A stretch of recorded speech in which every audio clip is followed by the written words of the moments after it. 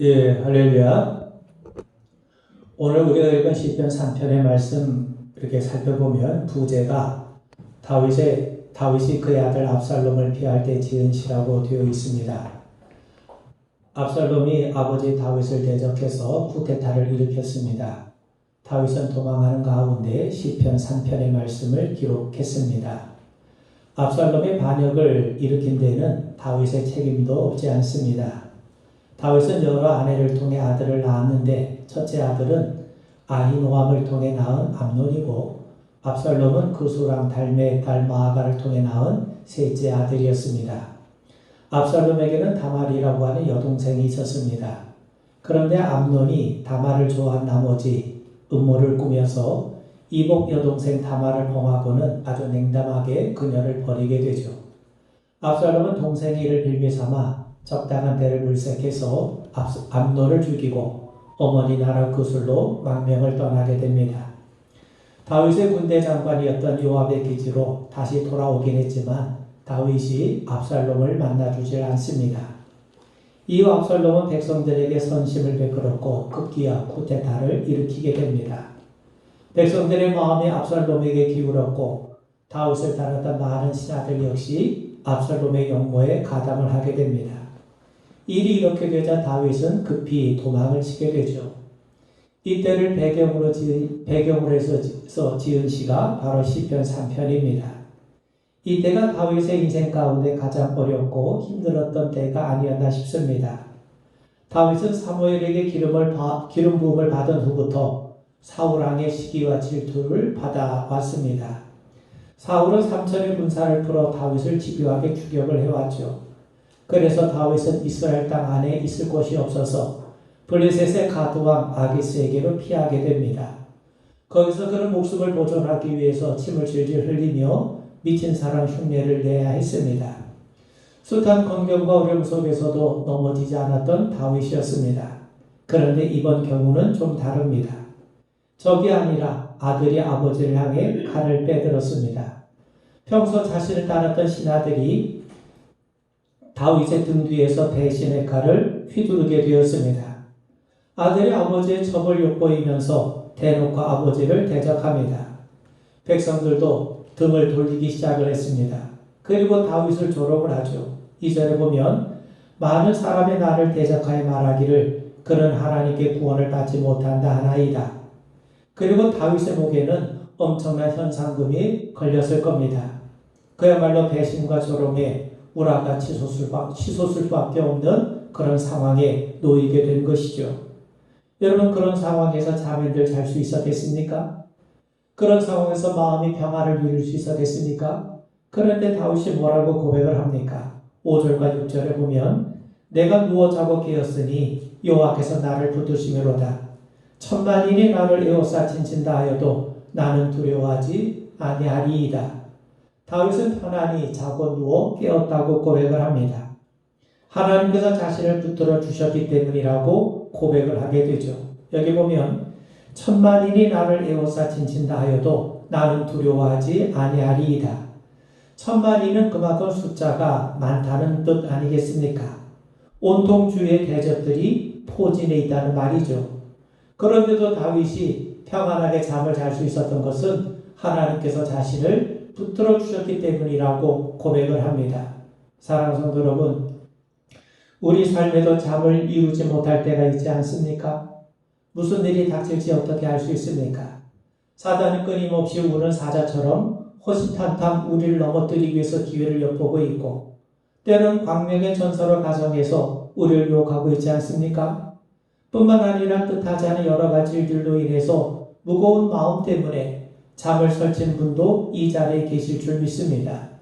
하나님께서 다윗의 고백을 통해 우리에게 들려주신 말씀을 우리가 분명하게 듣게 되기를 주님의 이름으로 축원을 드립니다.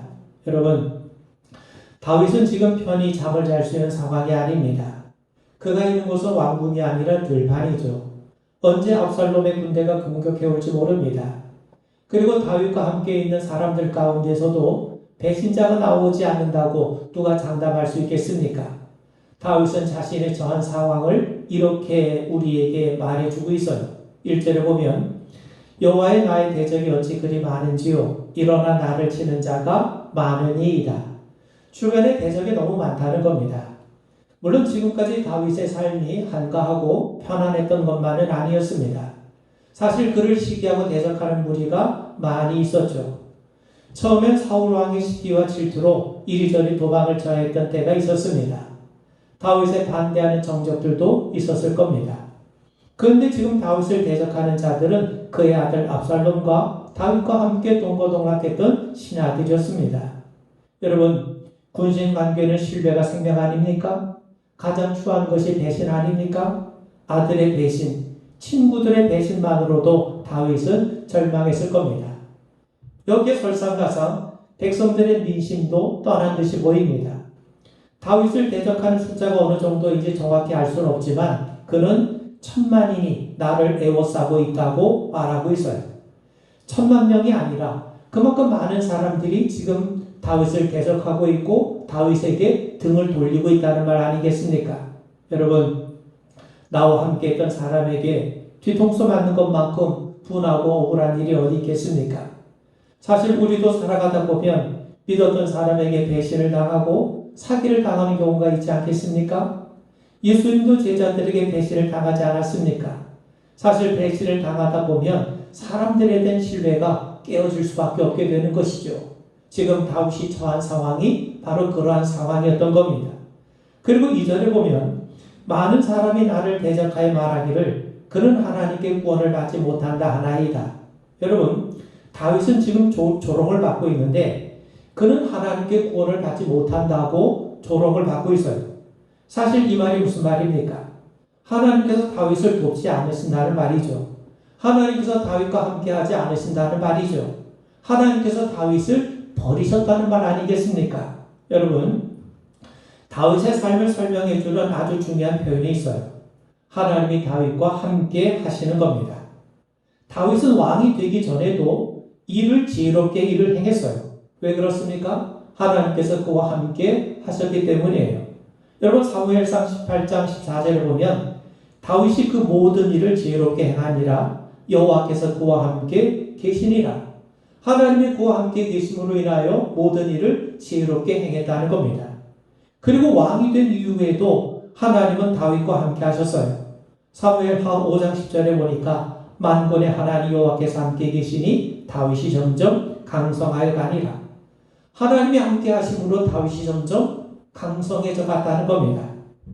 정말 다윗이실 수 있었던 것은 하나님께서 그와 함께 하신 결과 아니겠습니까? 여러분, 하나님이 함께 하셨기에 다윗은 골리앗을 이길 수 있었고 하나님이 함께 하셨기 때문에 다윗은 그 사울의 위협 속에서도 목숨을 건질 수 있었고 하나님이 함께 하셨기 때문에 목동이었음에도 불구하고 이스라엘 12지파를 통일한 제왕이 이룰 수 있었던 것 아닙니까?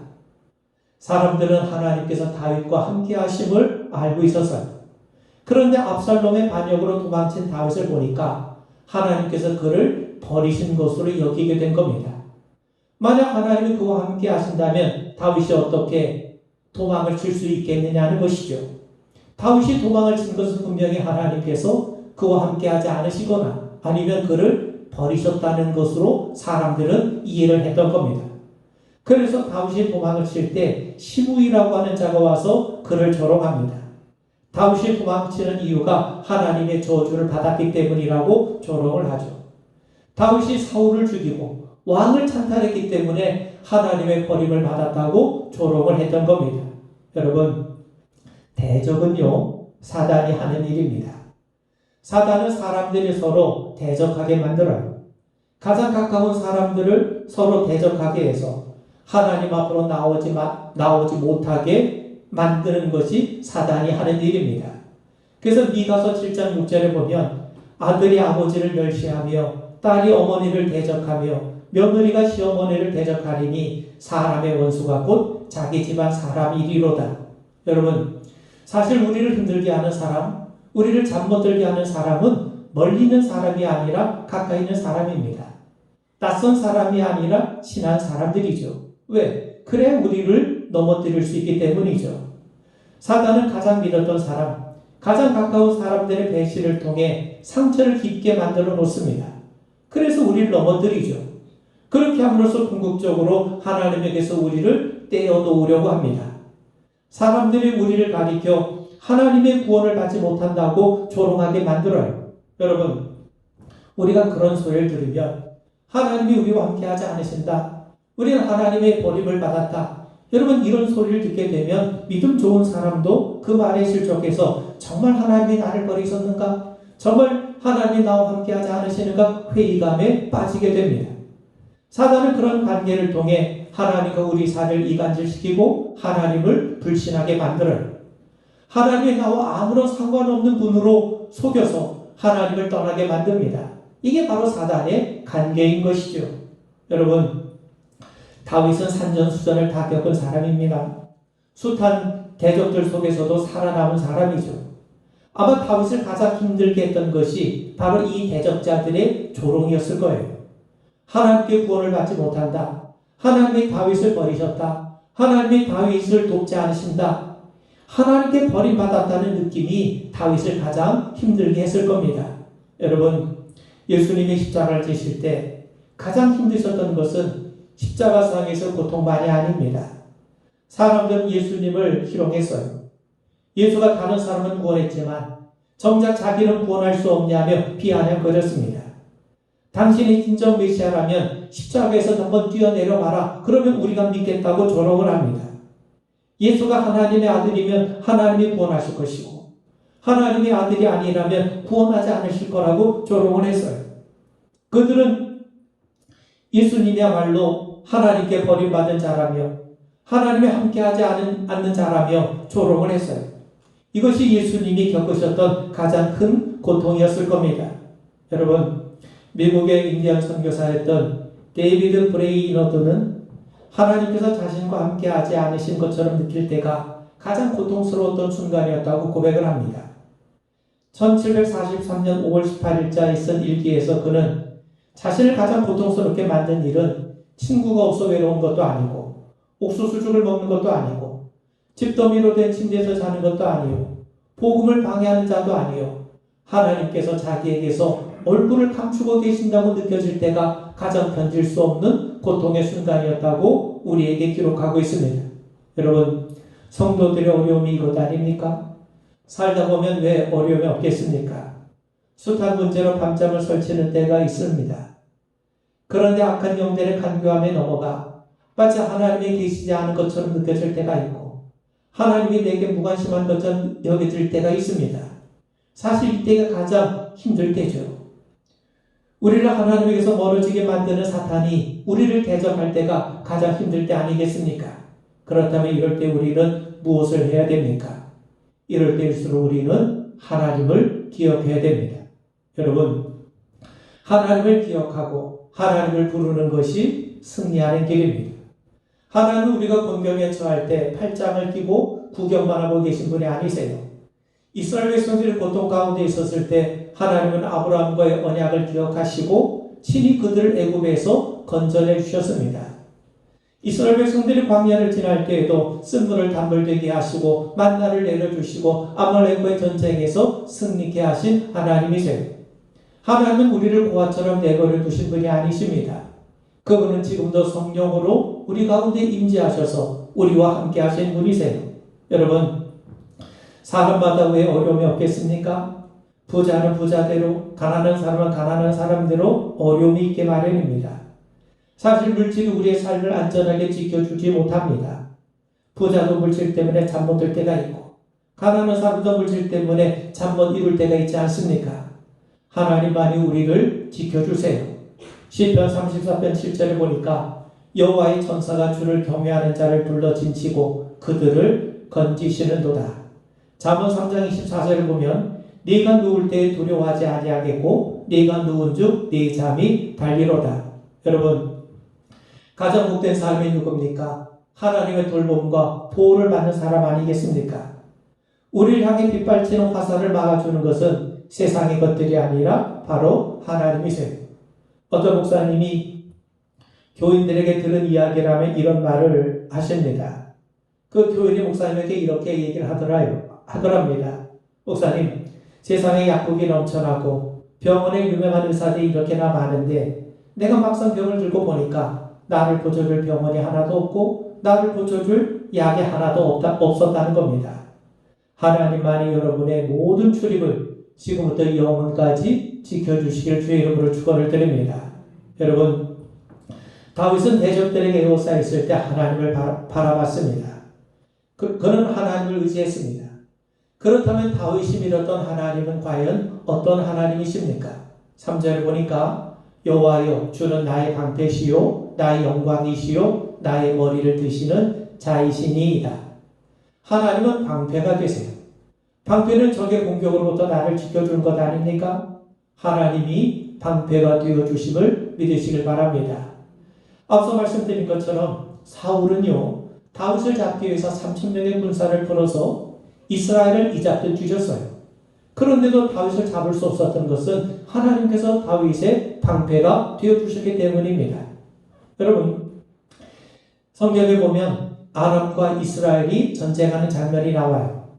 아람의 군대가 이스라엘과 더불어 싸울 때 아람의 군대가 번번이 패합니다. 이스라엘이 아람의 길목을 미리 알고 지켰기 때문이죠. 그러자 아람 왕이 생각하기를 우리 중에 분명히 이스라엘과 내통하는 스파이가 있다고 의심을 하게 됩니다. 그러자 한 신하가 왕에게 말을 하죠. 우리에게 스파이가 있는 것이 아니라 이스라엘에는 라고 하는 선지자가 있는데 그는 왕이 침실에서 말하는 것조차도 다 아는 사람이라고 얘기를 해요. 그러자 왕이 생각하기를 이스라엘과 전쟁을 해서 승리하기 위해서는 무엇보다도 먼저 엘리사를 잡아야 되겠다. 그래서 말과 병거와 많은 군사를 보내서 엘리사가 있는 그 성읍을 포위하게 합니다. 엘리사의 종이 적들에게 포위된 것을 보고 두려워 벌벌 떨고 있어요. 그때 선지자 엘리사는 두려움에 떨고는 종을 향해서 이렇게 말을 하죠. 두려워하지 말라. 우리와 함께한 자가 그들과 함께한 자들보다 많으니라. 하나님께서 그 종의 눈을 밝혀주십니다. 그러자 불말과 불병거가 엘리사 주변을 지키고 있는 것이 보이게 되었던 거죠. 그래서 아람의 군대가 감히 공격을 하지 못했던 겁니다. 하나님께서 엘리사의 방패가 되어주신 것이죠. 여러분, 옛날 시골 부잣집 울타리는 탱자나무로 쳤다고 합니다. 탱자나무에는 굵은 가시가 있어서 도적이나 짐승이 들어오기가 쉽지 않다는 거죠. 그런데 탱자나무의 가시와는 비교가 되지 않는 것이 있습니다. 그게 바로 우리 예수님께서 쓰신 가시면류관입니다. 우리를 지켜주는 것은 그리스도 예수의 보혈밖에 없어요. 다윗은요, 하나님이 내 인생의 방패가 되어주심을 믿고 고백을 합니다. 하나님의 방패가 되어주시는데 누가 감히 그것을 뚫을 수 있겠습니까? 하나님께서 우리의 방패가 되어주심을 믿으시길 바랍니다. 지금도 그리스도 예수의 보혈로 우리를 덮어주셔서 우리가 하나님 앞에 의롭게 인정받고 하나님의 돌봄과 보호를 받고 있음을 분명하게 확신하게 되길 바랍니다. 다윗에게 하나님은 영광의 하나님이 되십니다. 여러분, 영광이라는 게 뭡니까? 하나님이 하나님 되심이 드러나는 거예요. 하나님이 임재하심으로 하나님 자신을 우리에게 드러내시는 것, 이게 바로 영광입니다. 하나님의 임재를 깨닫고 세상의 모든 일이 하나님께 속한 일이구나, 이걸 우리가 깨닫게 될 때 이것이 비로소 영광이 되는 겁니다. 그러면 여러분, 하나님이 나의 영광이 되신다는 말은 하나님의 하나님 되심이 내게 보여졌다는 말입니다. 내 주변에 되어지는 여러 가지 일들을 통해 하나님이 나와 함께 하시는구나 하는 것을 내가 알게 되고 깨닫게 되었다는 겁니다. 다윗은 이미 수차례 하나님의 영광을 체험했어요. 골리앗을 이긴 것을 통해서 전쟁이 사람에게 속한 것이 아니라 하나님께 속한 것임을 그는 깨닫고 체험하지 않았습니까? 목동이었던 자신이 왕이 된 것 역시 하나님이 하신 일이라고 고백하지 않을 수 없지 않습니까? 여러분, 이 모든 게 뭐예요? 이게 바로 하나님이 나의 영광이 되신다는 말의 표현입니다. 여러분, 하나님께서 자신을 감추지 않으시고 드러내세요. 그리고 우리는 하나님께서 우리와 함께 하심을 체험적으로 알게 됩니다. 여러분, 이것이 영광이에요. 하나님이 나의 영광이시기 때문에 하나님이 나의 삶을 통해 하나님이 함께 하신다는 것을 분명하게 드러내고 분명하게 우리에게 증거해 주시기에 하나님은 나의 목자라고 우리는 고백할 수 있게 되는 겁니다. 그리고 하나님은 내 머리를 들어주세요. 여러분, 예전에 다윗은 얼마든지 사울을 죽일 수 있는 기회를 가지고 있었습니다. 그럼에도 다윗이 그를 죽이지 않은 것은 정치적인 이유 외에도 모든 주권이 하나님께 있음을 알았기 때문입니다. 비록 자신이 사울에게 쫓겨 이리저리 도망자 신세가 되었더라도 하나님은 신실하신 분이기 때문에 하나님의 약속을 반드시 지키신다는 것을 믿고 있었어요. 그래서 사울을 죽이는 대신 원수 갚는 일조차 하나님 앞에 맡겼던 겁니다. 여러분, 하나님은 다윗에게 기름 부으셨고 또 그 언약대로 다윗을 왕의 자리에 오르게 해주지 않으셨습니까? 그의 머리를 들어주신 것이죠. 이번에도 마찬가지입니다. 자신이 왕이 된 것이 하나님의 뜻이라면 아무리 악한 자들이 왕위를 탐내고 빼앗아도 하나님이 다시금 되찾아 주실 것을 그는 분명하게 믿었던 겁니다. 왜요? 하나님께서 머리를 들어주신 분이시기 때문인 것이죠.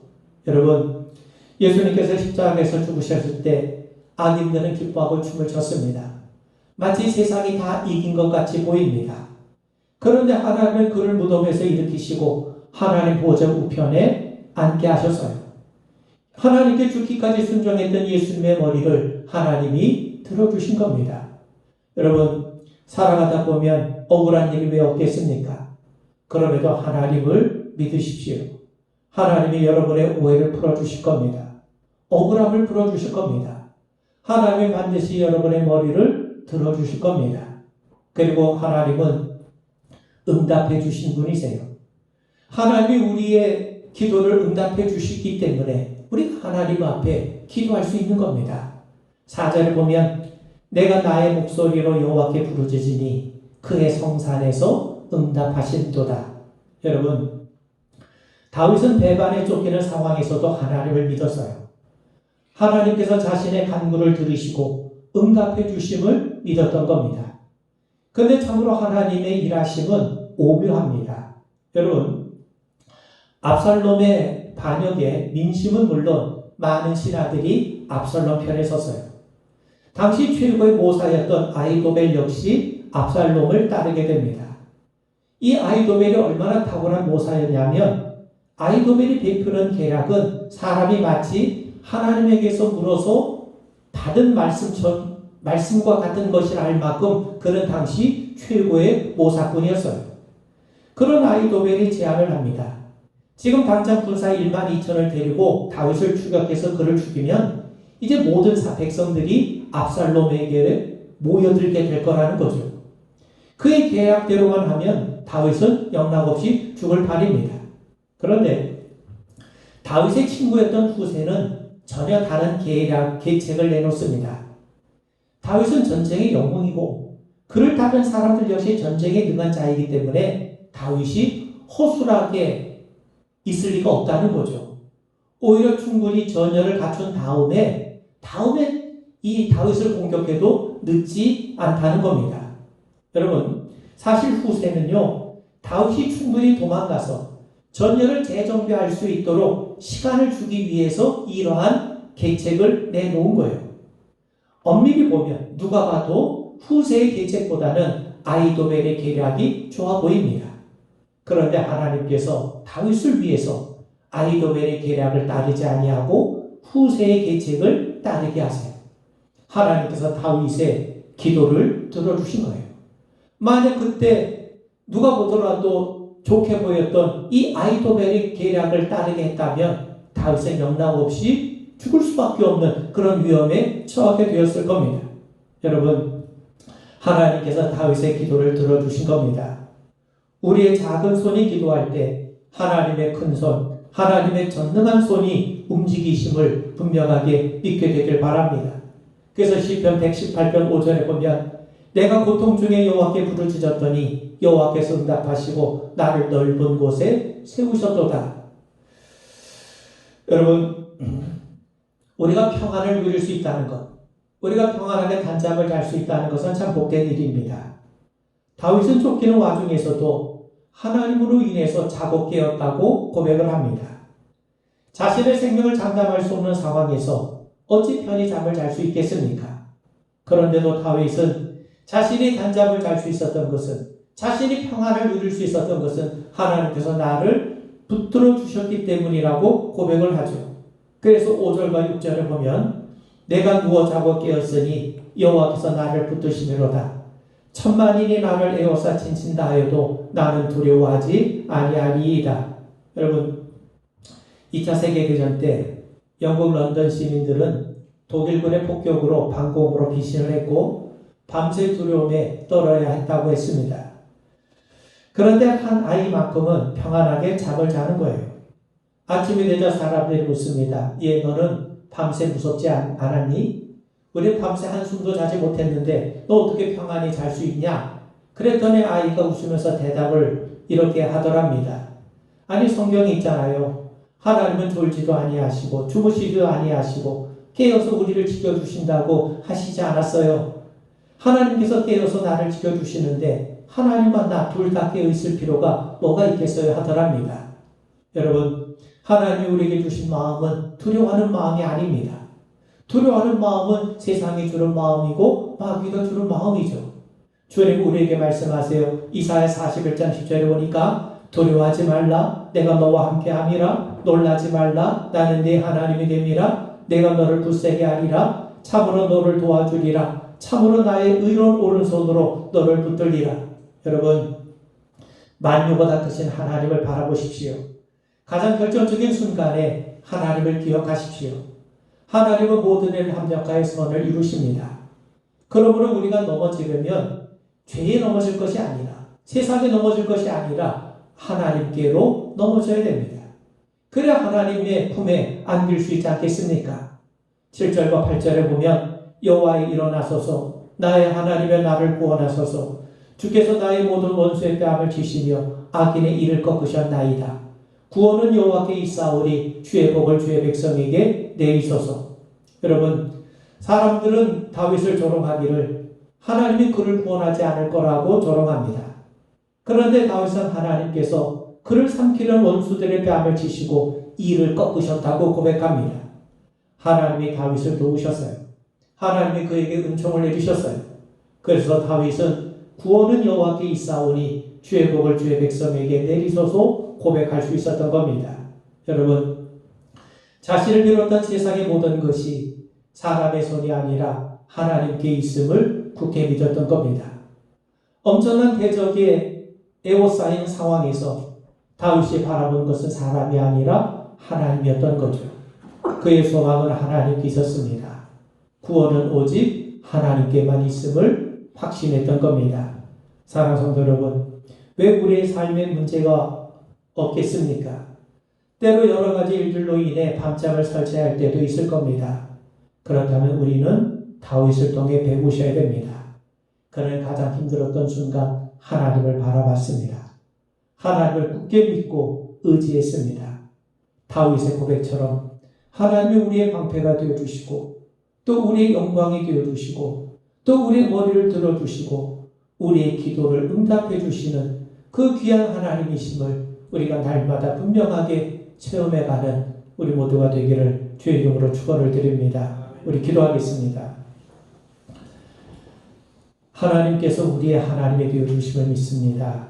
자비하신 아버지 하나님, 오늘도 이 자리에 우리 모든 주의 자녀들 날마다 우리의 삶의 자리에서 어떤 환경에서든지 하나님이 우리의 하나님 되어주심을 날마다 믿고 고백하며 살아가는 저희들 되게 하옵소서.